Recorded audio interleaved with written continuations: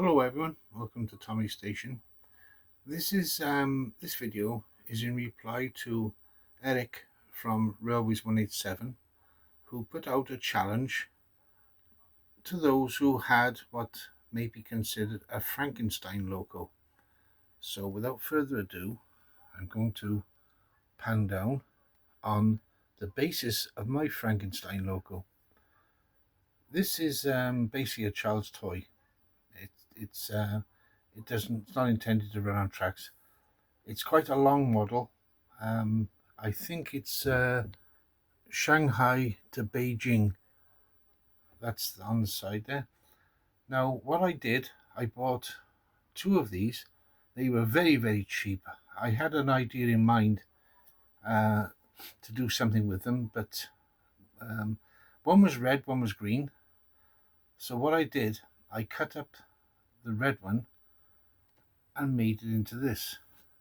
So this is the body of this Chinese toy, cut down in length and in height to fit onto a Lima chassis. This has a ring-filled motor. It hasn't been converted to CD. This is when I was basically an experiment, so it runs quite well, so I left the motor in. Erik actually suggested when I first showed this that I should put a yellow stripe around it, which I did, and it really set it off. I also found a red star from an old aircraft kit of a Russian fighter, and it actually had a couple of spare stars in it. So this is my a real Frankenstein. The body's been cut up.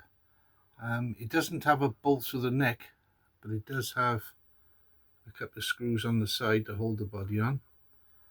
It's not a perfect line on the bottom. I didn't quite cut it perfectly straight, but it's okay.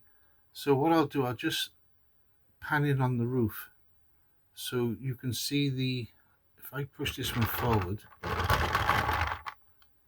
maybe we can get a comparison. So if you look at the rear vents, and then moving forward slowly, we'll see that square. So I removed, I think it was 5 centimeters from the length.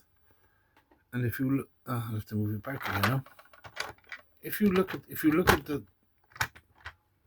height of the body, if you look at the handrails and the door, you can see how much I had to cut off. I think it was 15 millimeters.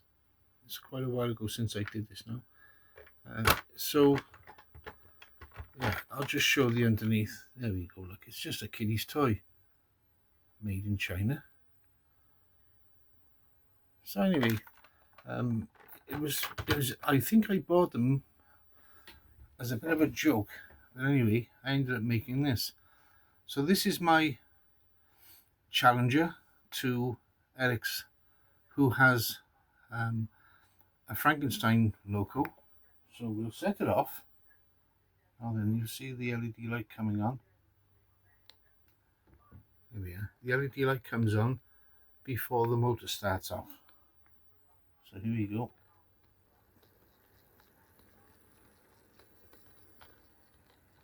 Like I say, very, very nice runner.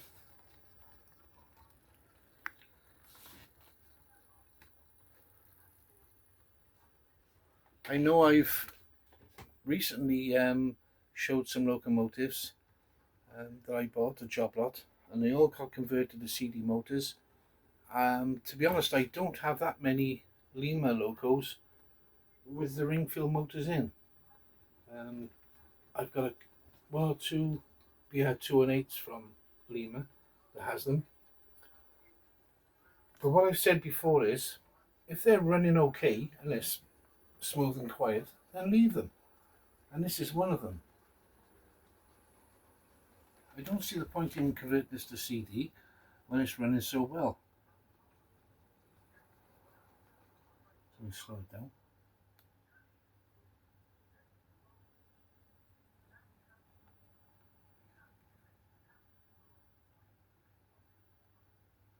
Now then, I'm sure somebody's going to say, nah, that has a CD motor. It really doesn't. This is the genuine article when it comes to the chassis and the ring film motor. So here we'll set it off again.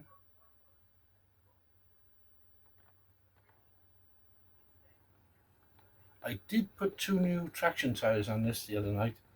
I noticed it wasn't running so well, and when I looked, the traction tyres with the original Lima, they're almost like an opaque rubber, but they turn into like a hard plastic.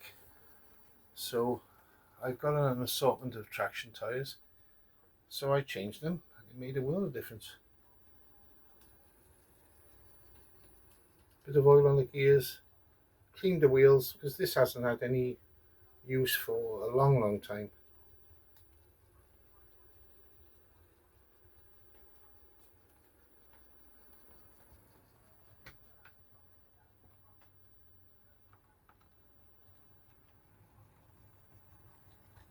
There we go, bring it into the station.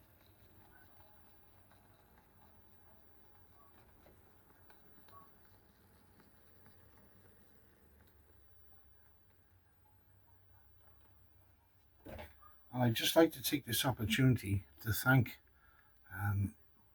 those of you who've subscribed to me.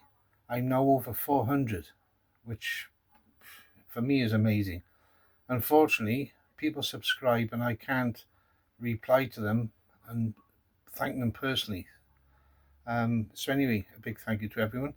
And also, I hope you guys out there take up Erik's challenge. I'm sure there's a lot of kit bashers out there who've got something which they could consider a bitzer.